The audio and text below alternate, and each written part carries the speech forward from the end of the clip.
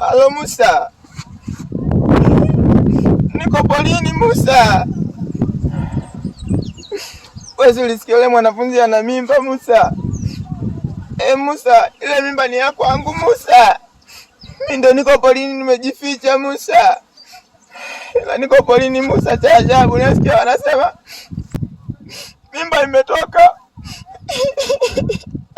Mtoto amepona. Mama yake kafa. Na ujauzito umekufa Musa. Hapo Musa baba kanipigia amekutana naye Musa. Naisaka naye. Ananiambia ameenda kwa amekutana na maturubai. Sasa baba amekutanaje naye? Na ikiwa amekufa Musa. Musa mimi nachukia Musa. Musa! Musa!